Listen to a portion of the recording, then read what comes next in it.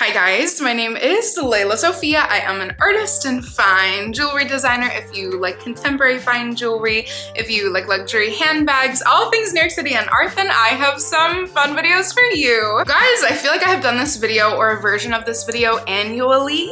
I feel like it gives me an excuse to edit even more, and then also like gives me cues for the next year for what I want my collection to become. This is going to be, if I were to start over completely, okay, what are the 5 bags that I would collect? And then we'll do a bonus second 5s to give me a collection of 10 bags in total. First and foremost, if you guys are new here, thank you so much for tuning in. I can't wait to see you in all of my future videos. Make sure that you like this video, subscribe to my channel, follow me on Instagram at lelasophia jewelry. I put out videos 3 days a week, and so I cannot wait to see you guys in the next one. Okay, again, I think very long and hard about these, and I think it's cool to do these annually because truly there may be, I'm trying to think, there's probably like 3 bags that I've put on each one of my annual kind of collection lists each year. However, I think this year is probably the most different because I've just like completely like, let's roll our eyes, right? Probably every single video is me saying, I want to hone in my style and curate even more. But listen, that can be a continual path, you know? Continuous, I don't know. You guys can help me with my, words down below. So let's get into it. Again, the rules are, I literally actually went in order of like what I would collect first in order of importance and also like actual hierarchy, what I've been using and what I think I would prioritize as like a lifelong bag in my collection. So the first 5 bags will be, if I could literally only have 5, what are essentially the 5 most important styles, shapes, vibes that I would want to collect. And I can tap in from my own collection or go like holy grail, a little fantasy wish list vibe here. So you'll see a couple, but the very first one I have to give credit to, okay? My girl Prince. This is my Hermes Vintage Kelly in the size 32 in the color Blue Marine in the Retourne style. This, I think, would be my first bag because if I only had to have one bag for, let's say, a year, I think I could make this one. The only problem with this bag is that I live in New York and sometimes some places, I'm sure everybody, maybe not, if you live in Dubai or Monaco, you might not have these problems, okay? But sometimes it doesn't seem appropriate to bring an Hermes Vintage Kelly.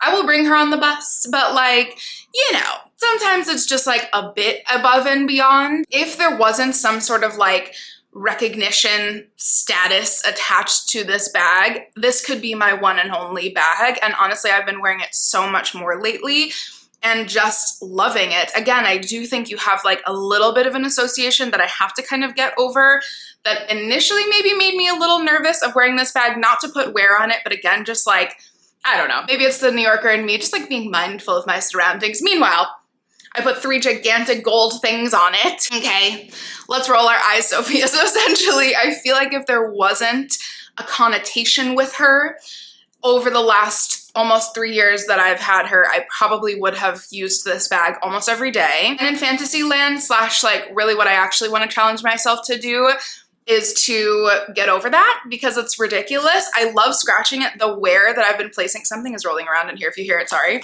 The wear that I've been putting on it is amazing. I am, years away from Mary Kating her, but I have confidence that I'll get there one day. Again, lastly, just to shout out this hack that also has made me want to wear it even more. I have always been like, okay, it's so nice that it's secure. I don't want to take away the secure aspect from the Kelly, but it is just annoying. We can all just be super honest. It is annoying to get in and out of, and this life hack has literally changed the entire game for me. If you actually close the sangles here, but leave it open, you can actually get into the bag or unclasp the sangles much more easily, or just one.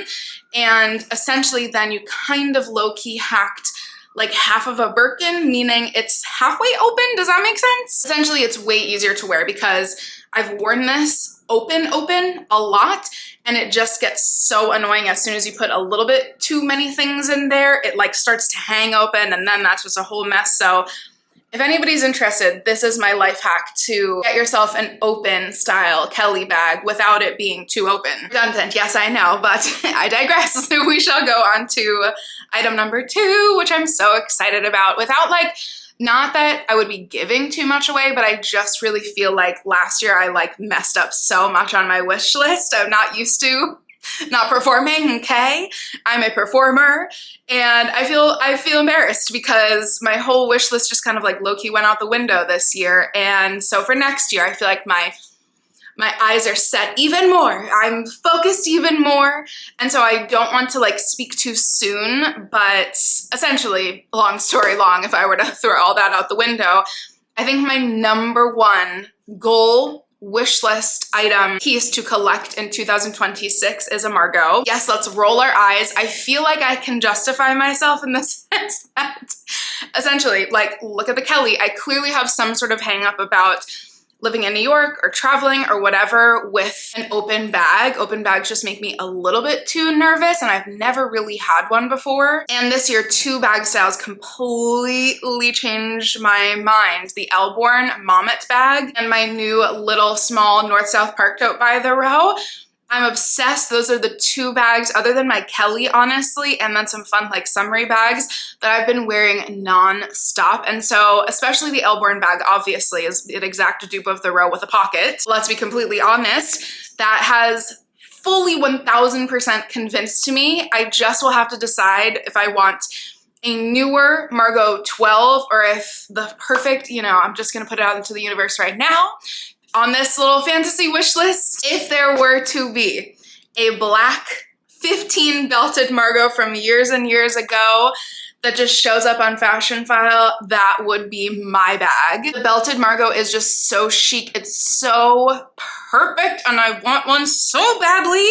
When it came out, I just was not in the collector's space, okay? AKA, you know, she still has a very expensive bag, and I clearly prioritized getting an Hermes vintage Kelly, which I'm very grateful for because I think I really capitalized off of the price that I pre-craze pricing. However, do I regret a little bit? Maybe a tiny little bit, because I really just do think that a belted Margot is the one for me. And I'm glad actually that I've waited this long, because I probably would have gone for a burgundy or brown had I had the funds and been in that position when they came out to get the 15. So everything happens for a reason, you know, but essentially that's what I'm just putting out there into the universe for Fantasyland. The other bag that is so difficult, because again, they're also going for so much on the pre-loved market, but I do really just, and I said this the second it came out, I really love the East West 17 Margot. That for some reason is still in my brain.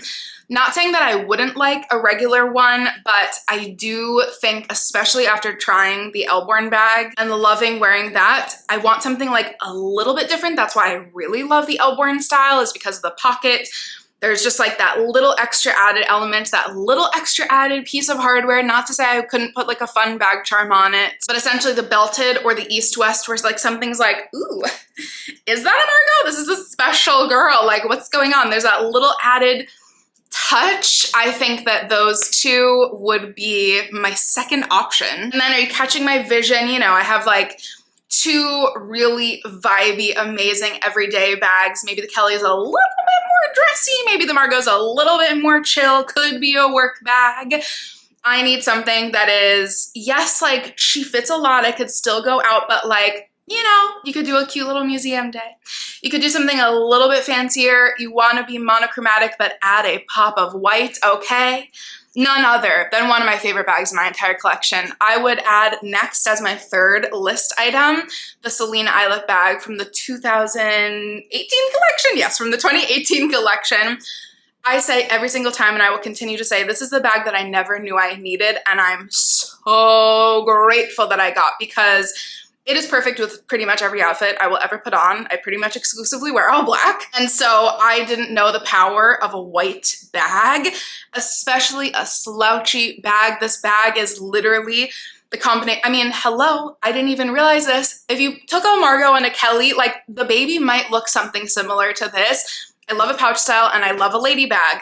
hello, bing, bang, boom, she's perfect. But then one needs a true evening bag, right? Because really I do gallery museum days and then I go out to dinner. And that's pretty much my social life, okay? I'm not going to lie. Even like the gallery museum days are often solo. So that's my going out life. And I really do want to eventually find like the perfect evening dinner event bag. It could work for a wedding. It could work for like a casual cool dinner or like a really fancy event. I am convinced, yes, sure. Insert Kelly cut here, totally. However, would I be a bit nervous to wear a Kelly cut every day? Possibly, just based off of like, I just don't know. Even if let me not say that. Let me not block my blessings. I was gonna say, even if I one day were to have $30 million, I still don't know if like a $20,000, $30,000 bag would be like okay for me. Meaning like that's, you know, I don't even want an engagement ring that's anywhere near that. So I feel like I'd rather put that into a real estate situation. Anyways, I digress. If I were to do an evening bag that feels fancy, but isn't a $10,000, $20,000, $30,000 bag that I could have for life, but is still really special, I'm sure you guys already know what I'm gonna say because it is my like number 1, 2, 3 wish list item for my birthday, for Christmas, for maybe early 2026. The Signet Lizard Symmetry Pochette. Oh, like I'm seeing it now. It is so perfect. Again, I'm so grateful this year has challenged me in so many ways to experiment with my bags, with my clothes. I have much more access now to clothing and to fashion, and honing in my new style is just like such a blessing. And I really think that, I know it sounds so stupid, but prior to this year, prior to just a couple months ago, I really only had one black bag. And honestly, I love that bag so much. It's one of my holy grail bags, the Dante in eelskin in the extra large size. But I took her out sparingly. Now that I've been experimenting so much more with black bags,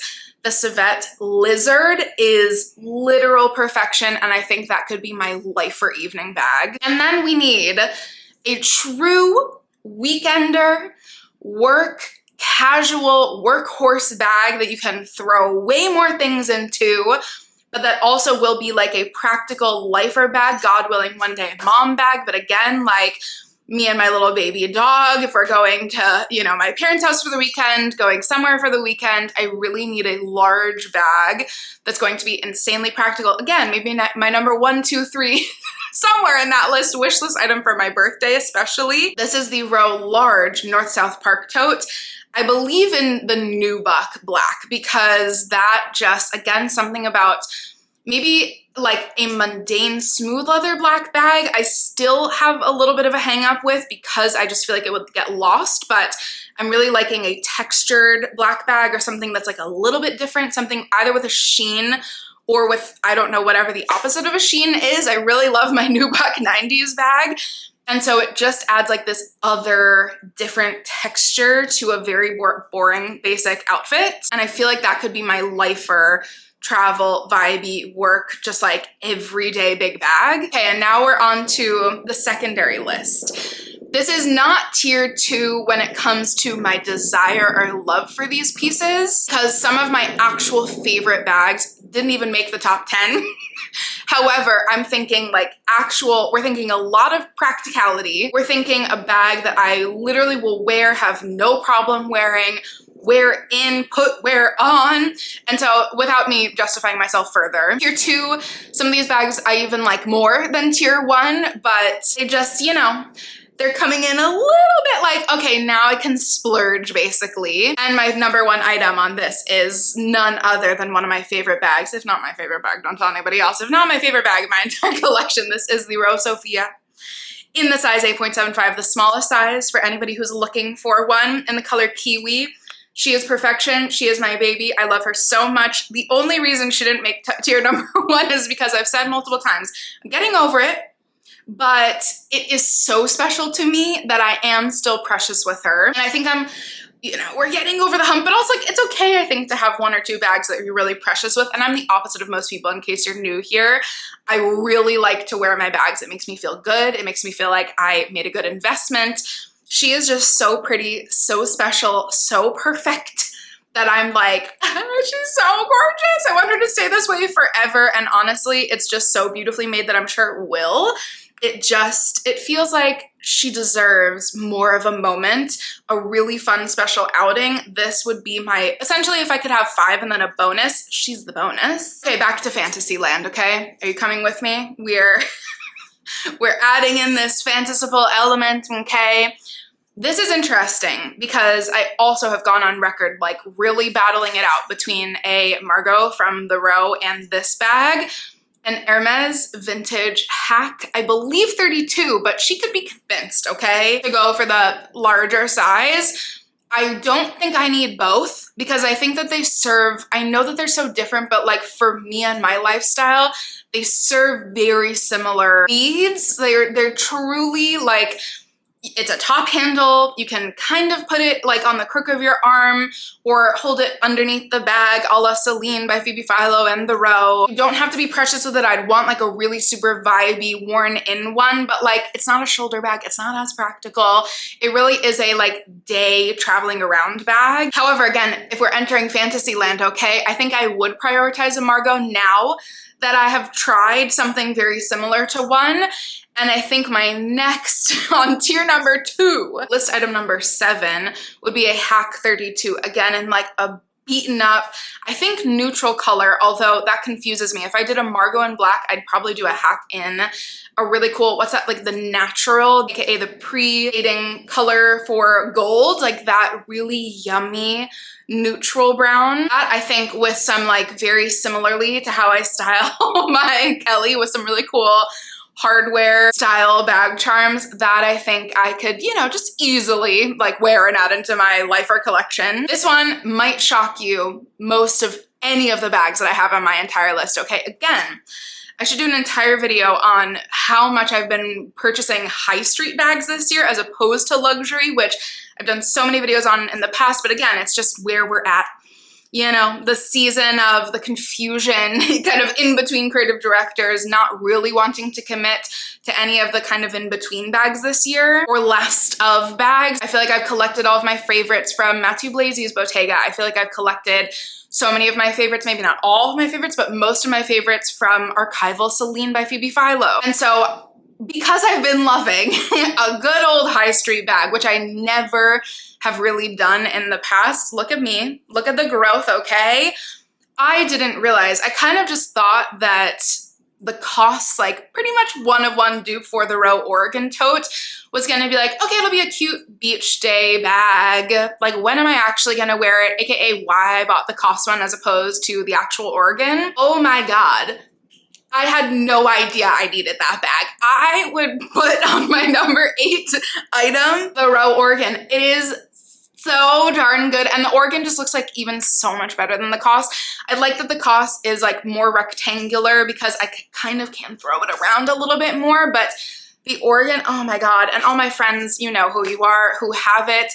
One of my friends, Maison de Poche, has it in green. Oh my God, like, yes, dying. But so many of you guys have the Oregon and you say like, no, it's so worth it. The shape is just so much more chic. Kind of like tapers in at the bottom, probably like folds into a gorgeous little puddle when it's not stuffed. I had no idea how much I would wear a raffia bag. I feel like a changed woman.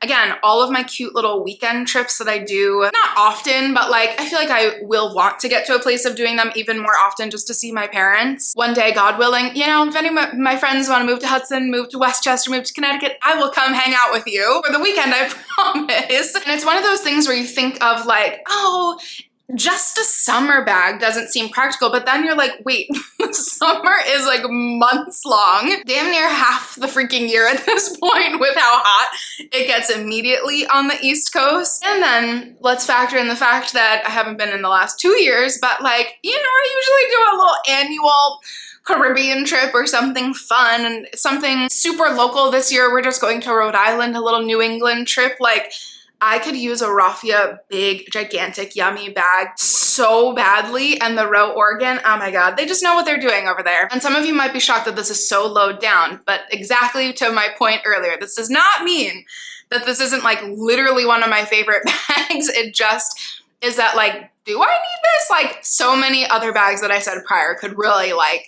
you know, take the place of this little thing, but my little 90s bag, my God.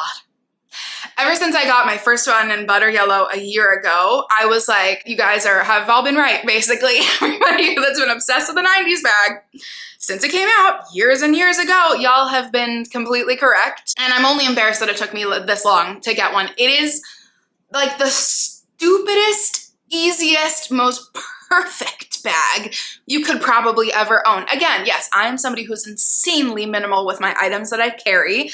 However, I love that. Again, love it for going to the gym. I take these really long walks throughout New York City. It's perfect for those.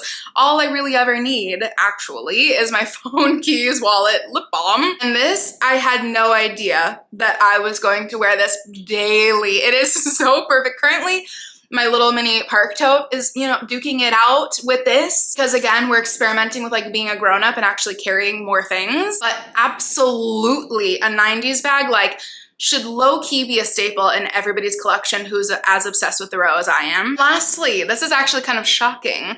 However, I did an entire fun little sourcing day this weekend with the bag that I got thinking I would replace the bag that is now about to be this list item. Very confusing. Thanks for following me if you could follow that. I took out my vintage Prada tote this weekend and I was like, come again, this bag is quite literally perfection. I'm so obsessed. I'm doing, yeah, we're growing up apparently. I'm doing more, like, I'm just doing more basically in my life. And that sounds so sad, but like, honestly, let's be honest, very true.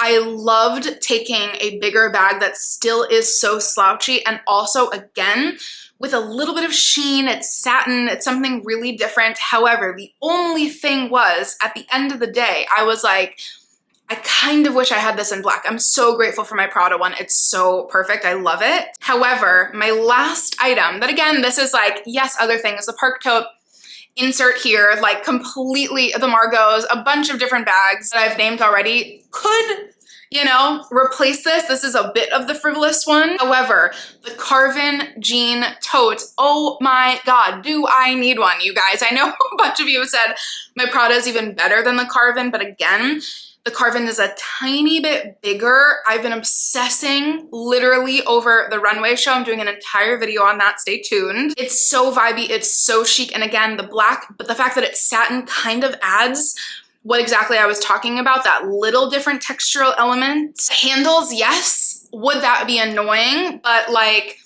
if I'm double bagging it, taking an Oregon or taking the park tote, I'm taking this very seriously, okay, guys? I'm like envisioning what bags from these 10 would I pair together if I already have a shoulder weekend bag, but I still want to fit a few more things in the Carven jean tote. You guys, it might be good enough to consider. And you guys, that has been my fantasy land.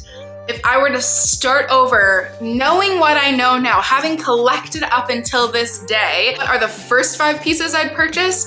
And then the second tier, oh my God, I'm obsessed and I'm crying and I cannot wait to hear your thoughts. Thank you guys as always for watching and I cannot wait to see you in my next one. Bye guys.